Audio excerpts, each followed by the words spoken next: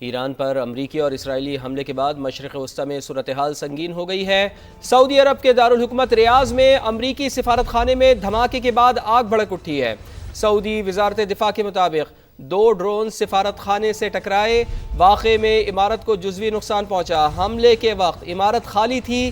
تھوڑی دیر بعد ہی diplomatic quarters میں مزید 2 دھماکے ہوئے۔ سعودی سیکیورٹی فورسز کے ہیلی کاپٹرز کا فضائی گشت بھی جاری ہے۔ امریکی سفارت خانے نے سعودی عرب میں مقیم اپنے شہریوں کو ہدایت کی ہے کہ وہ جہاں ہیں وہیں رہیں، غیر ضروری سفر سے گریز کریں۔ امریکی صدر ڈونلڈ ٹرمپ نے سعودی عرب میں اپنے سفارت خانے پر حملے کا جواب دینے کا اعلان کر دیا۔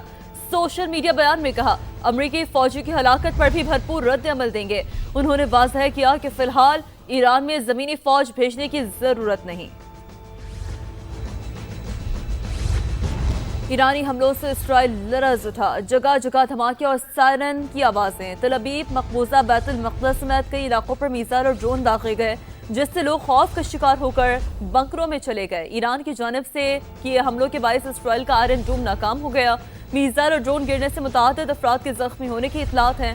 گزشتہ روز بھی ایران نے اسرائیل پر بڑے پیمانے پر حملے کیے تھے۔ 3 روز میں 2 اسرائیلی فوجیوں سمیت 11 افراد ہلاک ہو چکے ہیں۔ ایران کی جانب سے خلیجی علاقوں پر حملے تیز۔ قطر، UAE، کویت، اردن پر میزائل اور ڈرون سے حملے کیے گئے۔ دوحہ میں 5 دھماکے ہوئے ہیں جس سے خوف و ہراس پھیل گیا۔ UAE پر بھی ایران کی جانب سے حملہ کیا گیا۔ ایرانی میڈیا نے پاسداران انقلاب کی جانب سے دعویٰ کیا ہے کہ دبئی میں امریکی فوجی اجتماع پر حملہ ہوا ہے۔ حملہ اس وقت کیا گیا جب 160 فوجی موجود تھے، جس میں 40 ہلاک اور 70 زخمی ہوئے۔ کویتی وزارت دفاع کا کہنا ہے کہ ایرانی جارحیت کے آغاز سے لے کر اب تک ہم نے 178 بیلسٹک میزائل اور 384 ڈرونز کو روکا ہے۔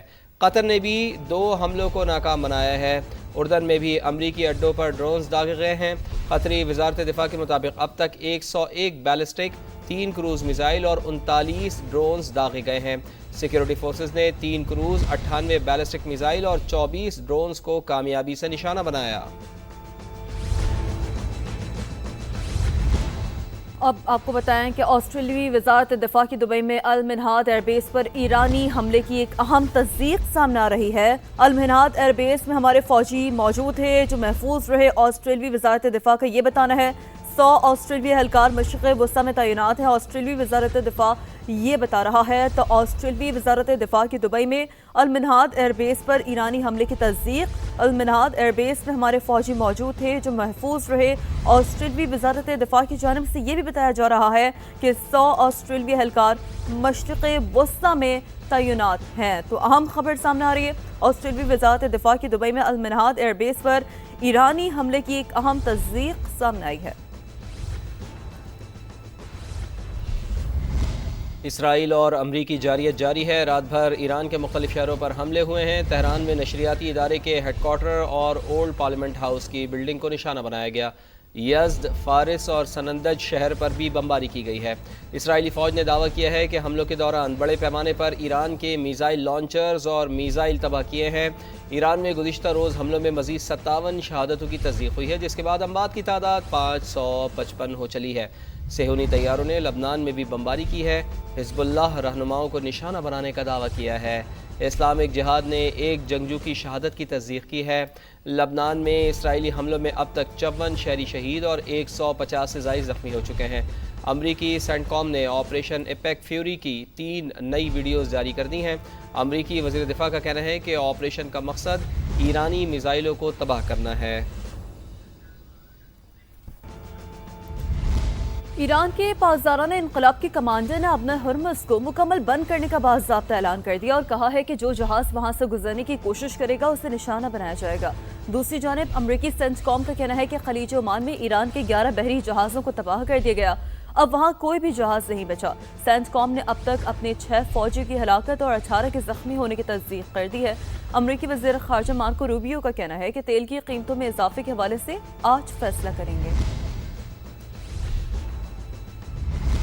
ایران کے خلاف جنگ میں امریکہ کو بڑا جھٹکا، 3 جدید F-15E لڑاکا طیارے تباہ۔ ایران کا امریکی طیاروں کو نشانہ بنانے کا دعویٰ۔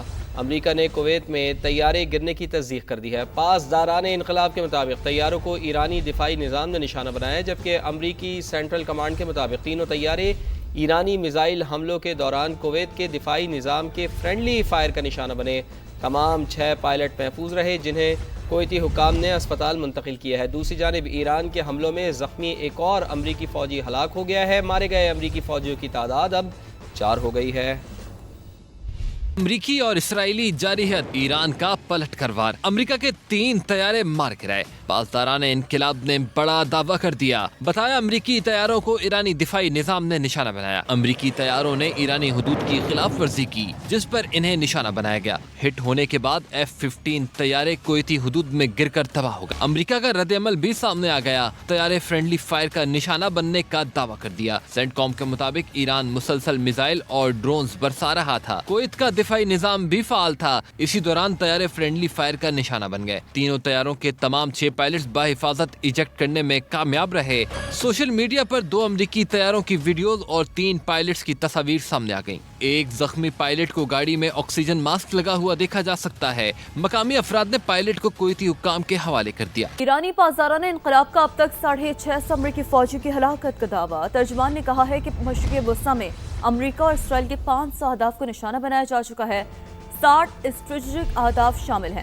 بتایا خلیجی ممالک اور اسرائیل پر اب تک 700 سے زائد ڈرونز اور سینکڑوں میزائل داغے جا چکے ہیں۔ پیر کو اسرائیل کے مختلف علاقوں میں 20 مقامات پر حملے کیے۔ اسرائیلی فوج کی مواصلاتی مرکز اور نیتن یاہو کے دفتر کو بھی نشانہ بنایا۔ تل ابیب، مقبوضہ بیت المقدس اور گلیلی پر بھی میزائل داغے گئے۔ خلیج میں امریکی انٹیلیجنس مراکز اور ملٹری ڈیپو پر بھی حملے کیے گئے۔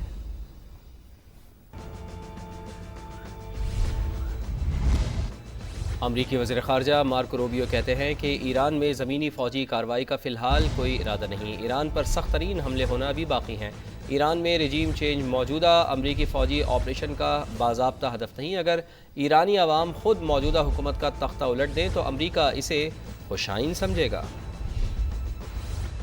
The United States is conducting an operation to eliminate the threat of Iran's short-range ballistic missiles. Why does Iran want that ballistic missile capability?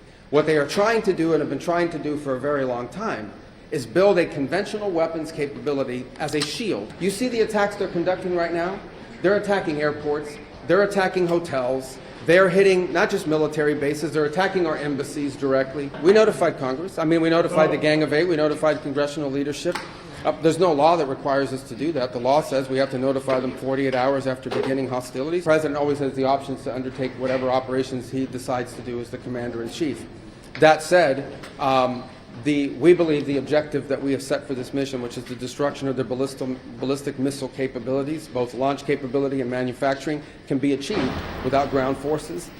Iran کبھی سرنڈر نہیں کرے گا، اپنی خود مختاری کا ہر صورت دفاع کریں گے۔ اقوام متحدہ میں ایرانی مندوب نے واضح کر دیا، کہا ایران کا جوہری پروگرام پرم مقاصد کے لیے ہے، پرم جوہری ٹیکنالوجی کا حصول جاری رکھیں گے۔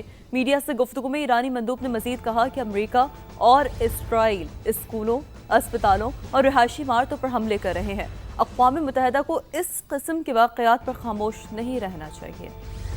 8 February 2026 the United States, in full coordination with Israel, launched a second deliberate and unprovoked military attack against the Islamic Republic of Iran. This is a flagrant violation of the Charter of the United Nations. As long as aggression continues, Iran will defend itself decisively and without hesitation. Iran does not seek war. Iran does not seek escalation, but Iran will not surrender. قطر کا اقوام متحدہ کی سلامتی council کو خط۔ قطر کا اپنی حدود میں ایرانی حملوں پر اظہار مذمت۔ قطر نے اپنی خود مختاری کی خلاف ورزی کو ناقابل قبول قرار دے دیا ہے۔ حملوں پر جوابی کارروائی کا حق محفوظ رکھتے ہیں۔ قطر کا خط سامنے آیا، حملے اچھے ہمسائیگی کے اصولوں کے منافی ہیں، بلا جواز ہیں۔ قطر کی فوری کشیدگی ختم کرنے اور مذاکرات کی اپیل بھی سامنے آئی۔ ایران کے وزیر خارجہ عباس عراقچی نے کہا ہے خامنائی کا قتل مذہبی جرم ہے جس سے سنگین نتائج ہوں گے۔ ایران کے علاقائی ممالک کے ساتھ کوئی جنگ نہیں۔ مقامی ٹی وی کو انٹرویو میں عباس عراقچی نے کہا ایران پر حملے سے متعلق علاقائی ممالک کو امریکہ پر دباؤ ڈالنا چاہیے۔ امریکی اڈے ہمیشہ ہمارے ہدف پر رہیں گے۔ موجودہ جنگ کو خطے کی جنگ نہیں سمجھتے. ہم خطے کے ممالک پر نہیں بلکہ امریکی اڈوں پر حملہ کرتے ہیں. خطے میں امریکی اڈے ہمارے لیے جائز ہدف ہیں. اپنے دفاع کے لیے وہ سب کچھ کریں گے جو ضروری ہوگا. ایرانی وزیر خارجہ نے سوشل میڈیا پر منیاب اسکول میں شہید بچوں کی قبروں کی تصویر شیئر کر دی.